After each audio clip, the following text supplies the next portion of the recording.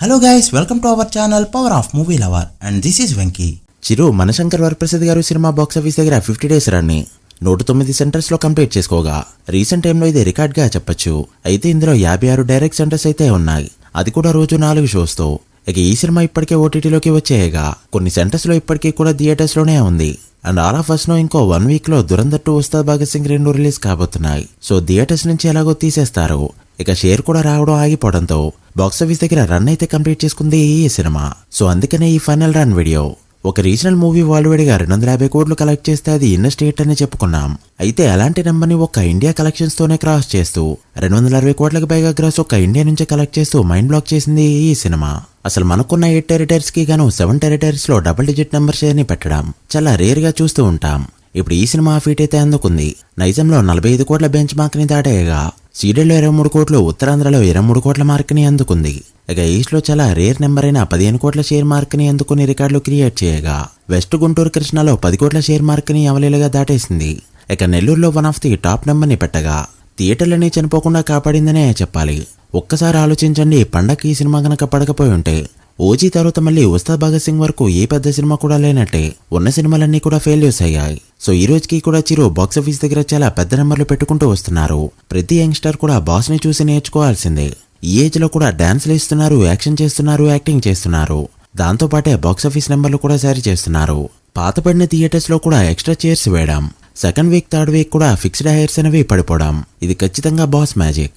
So అలా వరుసగా మొదటి సినిమా నుంచి 9వ సినిమా వరకు అన్ని హిట్స్ చేసుకుంటూ ట్రిపుల్ హ్యాట్రిక్ అందుకున్న డైరెక్టర్స్ లో రాజమౌళి గారి తర్వాత అనిల్ రావుపూడి రికార్డ్ అందుకున్నాడు. చూడాలి ఇది ఎన్ని హిట్స్ వరకు కంటిన్యూ అవుతుందో. సో లేట్ చేయకుండా మనశంకర్ వరప్రసాద్ గారు ఫైనల్ రన్ లో ఎంతవరకు వెళ్ళిందో, ఫైనల్ వర్డిక్ట్ ఏంటో వీడియోలో మాట్లాడుకుందాం. అంతకంటే ముందు ఒక చిన్న రిక్వెస్ట్, మన ఛానల్ని కొత్తగా ఎవరైనా విజిట్ చేస్తుంటే ఒకసారి ఛానల్లోని కంటెంట్ చూసి నచ్చితే సబ్స్క్రైబ్ చేసుకుని మాకు సపోర్ట్ చేయండి. అండ్ వీడియోని లైక్ చేసి మన ఇన్స్టా పేజ్ని ఫాలో అవడం మాత్రం మర్చిపోవద్దు. ముందుగా తెలుగు స్టేట్స్ విషయానికి వస్తే ఆల్ టైమ్ టాప్ 6 ప్లేస్ కి అయితే వెళ్ళింది ఈ సినిమా. ఫస్ట్ ప్లేస్ లో RRR 272 కోట్ల షేర్ తో కంటిన్యూ అవుతూ ఉండగా తర్వాత పుష్ప 2, తర్వాత బాహుబలి 2, 4th ప్లేస్ లో కలిగి 5th ప్లేస్ లో దేవర 1, ఇక తర్వాత సలార్ తో పాటు 6వ ప్లేస్ లో ఈక్వల్ గా నిలిచింది ఈ సినిమా. నైజంలో 31 కోట్ల బిజినెస్ కి గాను 47.5 కోట్ల షేర్ ని కలెక్ట్ చేస్తూ 16.5 కోట్ల ప్రాఫిట్ తో హ్యూమంగస్ బ్లాక్ బస్టర్ హిట్ అవగా సీడీలో 18 కోట్ల బిజినెస్ తో ఒక ఫ్యామిలీ సినిమా 23.3 కోట్ల షేర్ ని కలెక్ట్ చేస్తూ 5.3 కోట్ల ప్రాఫిట్ తీసుకొచ్చింది. సీడీలో ఇంత బిజినెస్ తో అంత ప్రాఫిట్ తేవడం జస్ట్ అనిల్ రావుపూడి థింగ్. ఇక ఉత్తరాంధ్రలో 14 కోట్ల బిజినెస్ తో 23 కోట్ల షేర్ ని కలెక్ట్ చేస్తూ 9 కోట్ల ప్రాఫిట్ తీసుకురాగా ఈస్ట్ లో 9.5 కోట్ల బిజినెస్ కి గాను 15.92 కోట్ల షేర్ ని కలెక్ట్ చేస్తూ 6 కోట్ల పైన ప్రాఫిట్ తో మొత్తం ముగించింది.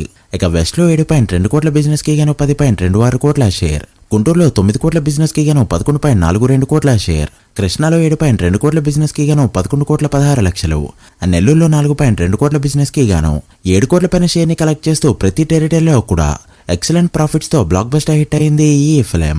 అలా తెలుగు స్టేట్స్ లో జరిగిన 100 కోట్ల బిజినెస్ కి గాను 149.6 కోట్ల షేర్, 231.6 కోట్ల గ్రాస్ ని కలెక్ట్ చేస్తూ 49.6 కోట్ల ప్రాఫిట్ తో సెన్సేషన్ ని క్రియేట్ చేసింది.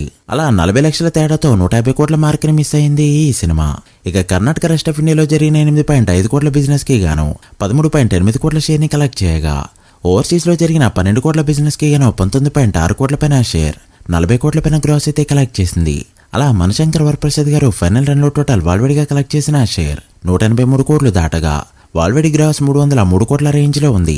ఈ మూవీ వాల్వేడ్ బ్రేకింగ్ టార్గెట్ 122 కోట్లు కావడంతో ఓవరాల్ గా 61 కోట్ల ప్రాఫిట్ తో రీజనల్ ఇండస్ట్రీ హిట్ అనిపించుకుంది ఈ సినిమా.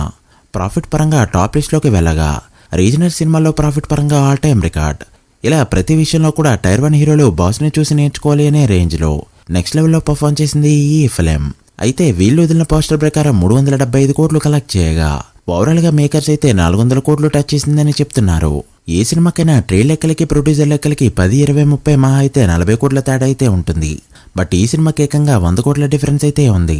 ఈ 100 కోట్లు ఒక చిన్న సినిమాకి వస్తే దాన్ని బ్లాక్ బస్టర్ హిట్ అని చెప్పుకుంటాం.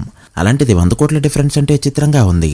సో ఏదేమైనా సంక్రాంతికి వస్తున్నాం 275 కోట్ల గ్రాస్ ని 28 కోట్ల మార్జిన్ తో బ్రేక్ చేస్తూ ఆల్ టైమ్ ఇండస్ట్రీ హిట్ అనిపించుకుంది ఈ ఫిలిం. చూడాలి నెక్స్ట్ వచ్చే రీజనల్ సినిమాల్లో ఏది దీన్ని బ్రేక్ చేస్తుందో. మీరేమనుకుంటున్నారో కామెంట్ చేయండి. So guys that the video. ఇది మనశంకర్ వరప్రసాద్ గారు final run total world box office report. ఈ సినిమాని నెక్స్ట్ కొట్టే సినిమా ఏదవుతుందో, నెక్స్ట్ వచ్చే పెద్ద రీజనల్ సినిమా Ustaad Bhagat Singh Day 1 to full run ఎంత నెంబర్ పెట్టచ్చు అనుకుంటున్నారో కామెంట్ చేసి వీడియో నచ్చితే లైక్ చేసి మీ ఫ్రెండ్స్ ఫైల్ నెంబర్స్ కి షేర్ చేయండి. మరొక ఇంట్రెస్టింగ్ వీడియోతో మళ్ళీ కలుద్దాం. అప్పటి వరకు signing off power of movie lover. Thank you.